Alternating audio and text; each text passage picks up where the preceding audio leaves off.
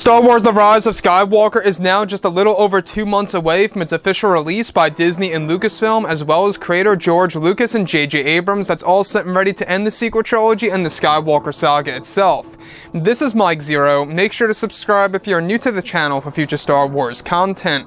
Now, what's really exciting about Episode 9 is that we do know that not only are we getting very close to the official trailer, which by the way is all set and ready to release on October 21st, but we're also getting closer with each and every month that passes by to the release of this movie on December 19th of this year.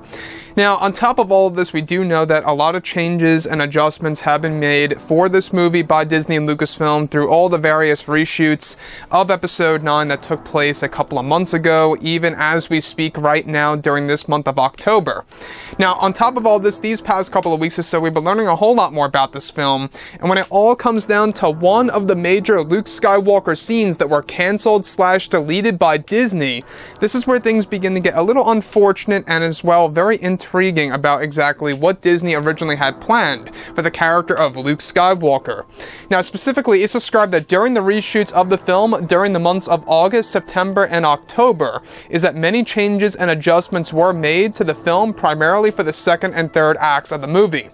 It's described that one of the major scenes that Disney scrapped/cancelled involved the character of Luke Skywalker in the third act of the film, where it's explained that originally one of the scenes featured Luke Skywalker portrayed by Mark Hamill would involve a sequence in which Luke's Force Ghost would have fought Palpatine's Sith spirit. It said that one of the scenes involved Luke's Force Ghost absorbing the energy of Palpatine's Sith Wraith, which is the technical term for his spirit,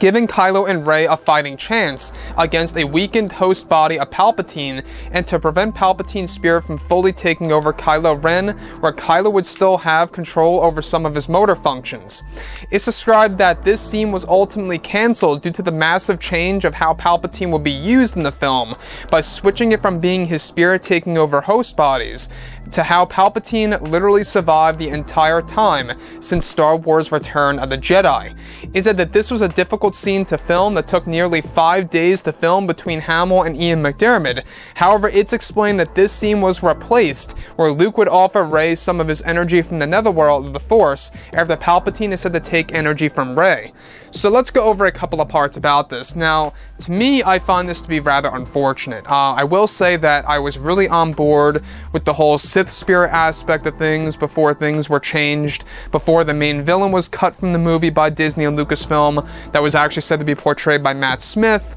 And aside from all of that, the fact that they completely did a 180 with how Palpatine's going to be treated in The Rise of Skywalker is quite massive. The fact that they did all these different reshoots involving Ian McDiarmid and Rey, or should I say Daisy Ridley portraying Rey, Adam Driver portraying Kylo Ren, you know, all these massive changes that actually pretty much based within the third act of the movie for the most part, you know, changing how Palpatine would be used as a fighting character in the film. So, to me, the fact that they did that and how they shifted things around that led to the cancellation of this major Luke Skywalker scene where his Force Ghost would literally confront Palpatine's Sith spirit, absorbing his energy in order to prevent Palpatine essentially taking over Kylo Ren completely, where Kylo would still be able to have some of his motor functions, basically meaning that he's able to still walk and being able to move by his own command, but not in complete control at the same exact time. So the thing about that is that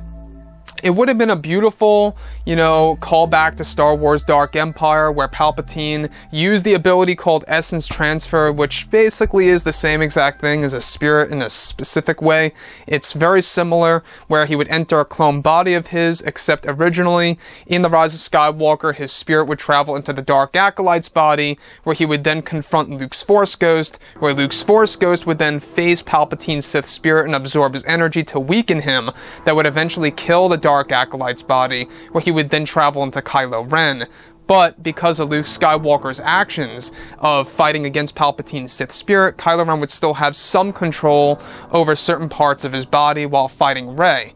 This is where it's actually said that originally he begged Rey to kill him by having her stab him in the